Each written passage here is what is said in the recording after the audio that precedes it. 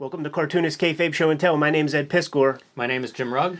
Jim Rugg, the geeks have won, man. There are no less than 2 Captain Marvel movies out at the same exact goddamn time. This is our sellout, Ed. Figured why not do a little show and tell around Captain Marvel. We haven't really covered too much superhero stuff beyond the Wizard, but that's pretty superficial when it comes to our coverage, man. Captain Marvel has a long history in comics. It's very... Sorted.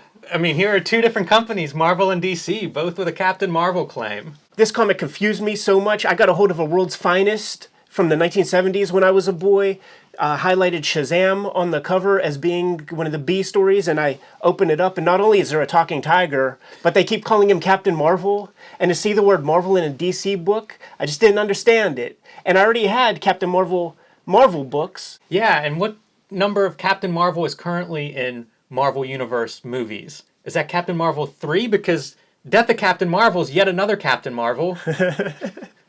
How about we take a look and put another Captain Marvel underneath the microscope? And I gotta tell you, this might be the only time where Jack Kirby doesn't look rosy for once. Ooh, well, let's get to it.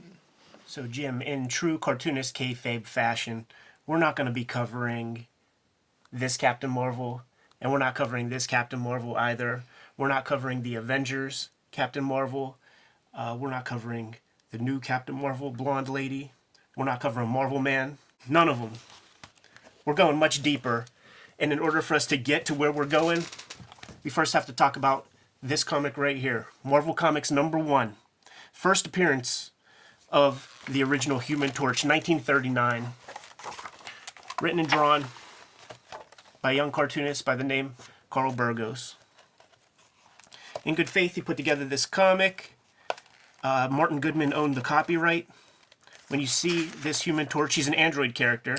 Later on, when Carl draws the strip and we see Human Torch in his physical form, I'm not sure if it's going to be in this issue or not, but we see him in a distinct kind of like red bodysuit. He's not in this one. That's established later. Copyright law worked differently back then.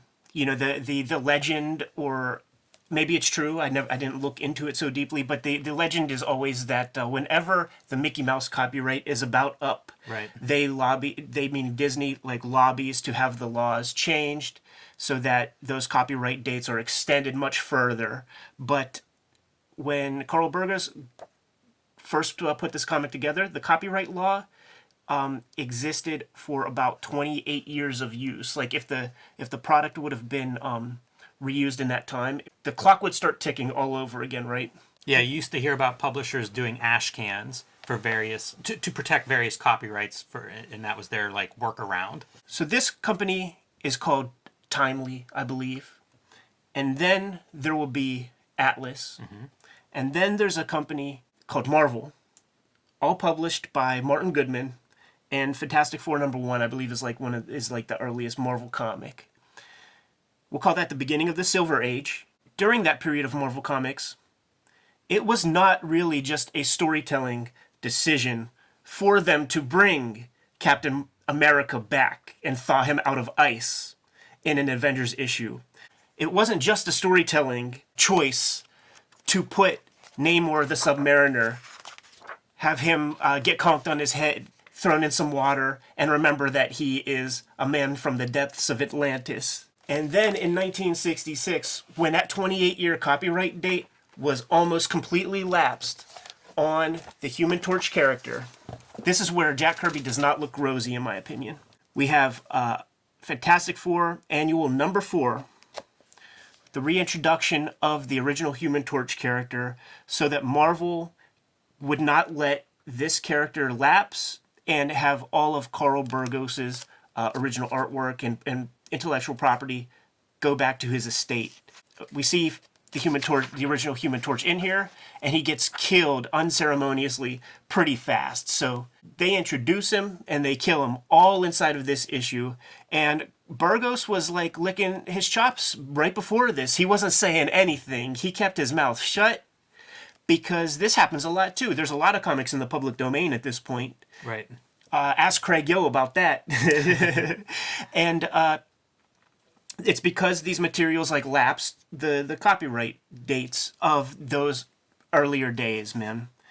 So Carl thought he was going to be getting his Human Torch character back. Joe Simon was engaged in a big long fight for Captain America, of which Jack Kirby introduced in an Avengers comic, and they were both homies, so it's a little shade there, man. So Carl Burgos decided that he's going to get back at Martin Goodman. That's where our Captain Marvel comes into the picture. Look at this fella right here. Wearing, basically, the bodysuit becomes full red. And he's blonde. The original Human Torch, in his human form, was a blonde guy. Basically, everything but the domino mask.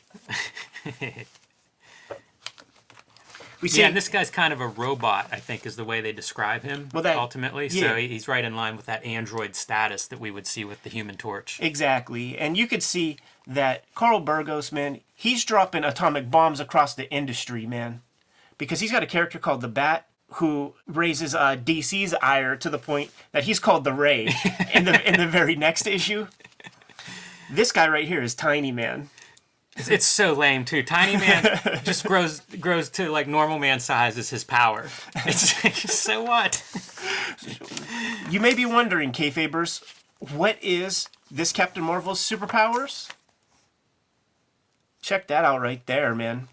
Basically, he shouts the word split, not unlike Shazam, say. Right. But he doesn't turn from a boy into a superhero. He basically, his body parts just split apart so he could punch you at quite a distance and make his legs come off for whatever reason. Like Kane. We would see this in a character decades later in X-Force named Kane, who could shoot his hand, project his hands off of his body. So you're suggesting that Rob Liefeld may be a secret Carl Burgos fan? I suppose it's possible. Feels like a deep dive, but it could be. So 4 issues of this Captain Marvel are in existence, and then I guess the series becomes the Terrible 5 with a stretchy character, and on the cover here, the villain's name is Dr. Doom, but I believe on the interiors, his name is changed to Professor Doom. Right, but he may have his PhD, so both might fit. This would be Doom right there. Mm-hmm. Yet another one of those sordid early tales of copyright litigation, what is work for hire. Also, you get to see really when comics were aimed at kids. You know, the level of sophistication in these stories is somewhat charming, but it is, you know, it's definitely aimed at a young audience. The big forgotten Captain Marvel in a long, long litigious history of Captain Marvels in comics. There's a character named Plastic Man who's a recurring character in this Captain Marvel as well. So it's kind of all over the map in terms of what you're going to stick, you know, powers to characters and names. Throwing shots at Jack Cole even, man. Jim, we never like to leave the Kayfabers empty-handed, so I highly recommend this Marvel Comics The Untold Storybook by Sean Howe. Has this Carl Burgos story and so much more in its contents. I read this thing, reread it, and probably read it a third time, to the point that I decided, why not just go on Audible and listen to it while I work? I just love hearing all these stories, man. And they're all in here, highly recommended. And your Captain Marvel collection is not complete if you don't have these issues to go along with your C.C. Beck joints, and your Jim Starlins, and your Gil Kanes. And your Kelly Sue DeConnick. That too. Jim, we do live in an age where there are 2 Captain Marvel movies out there, and I always get very suspicious about when Hollywood kind of invades our territory and very protective of my medium. And I was really happy that the good folks at Collider got a hold of the guy who plays the Big Red Cheese Captain Marvel. They call him Shazam. They drag his ass to a North Hollywood comic book shop. They go shopping and they put a bunch of good books in his hand, man. Of course, you know they had to put in that Hip Hop Family Tree in his mitts, man. And as a true actor, he pretended like he gave a fuck. Check this out.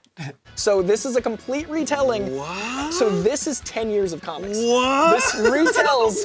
like, subscribe, follow the YouTube channel. Whenever you hit the subscribe button, hit the bell icon and it'll notify you whenever we have fresh videos available. We usually put up at least 2 per week. And you can pick up our merch at Spreadshop. We have a link below in the comments. Jim and I are going to get back to making our comics, but you guys know what your marching orders are. Read more comics.